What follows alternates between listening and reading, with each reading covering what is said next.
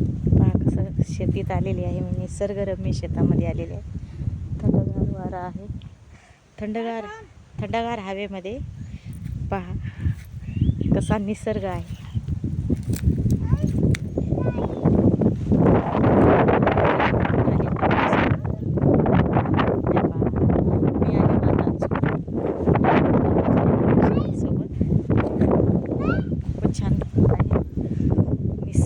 नैसर्गिक असं वातावरण आहे. थंडगार इथे बेलाचं झाड आहे. बेलाचं झाड आहे छान.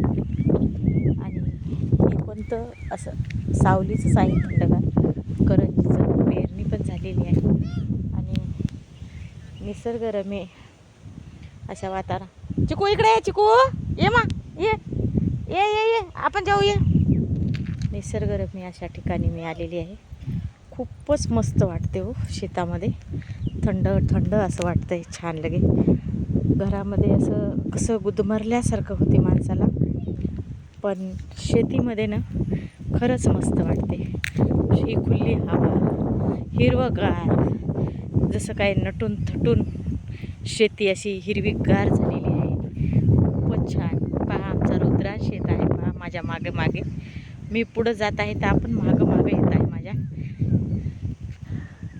चिकू ये ये ये ये. खूपच असं छान वाटत आहे. आम्ही जेवायला, आम्ही जेवण पण करणार आहोत मस्त. लगे डबे घेऊन आलो आम्ही मस्त. आता सावलीला झाडाखाली छान आम्ही जेवण पण करणार आहोत.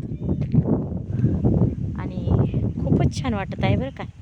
कधी कधी आहे ना ह्या दिवसामध्ये शेतामध्ये पण जातो मी. छान असं खुल्या हवेमध्ये जाऊन असं म्हणजे आनंद घ्यायचा शेतातला.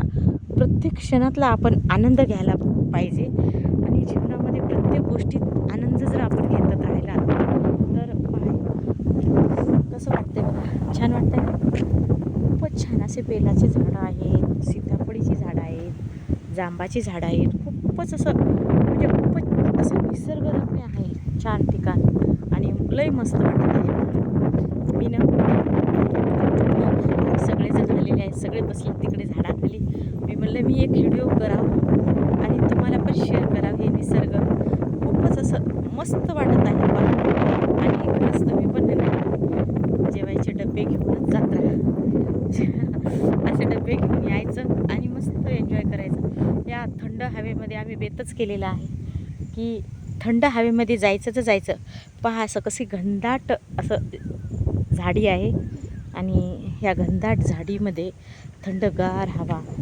ही लाल लाल माती कशी आहे माती बघा. पेरणी पण झालेली आहे आणि नुसते दगडं दगडं दगडं दगडं आहे शेतीमध्ये. आता ह्या झाडाखाली आम्ही इथे आहे ना आम्ही बसणार आहोत. ते सगळे इकडे तिकडे हिंडत आहेत सगळे माझ्यासोबतचे आणि मज्जा घेत आहेत.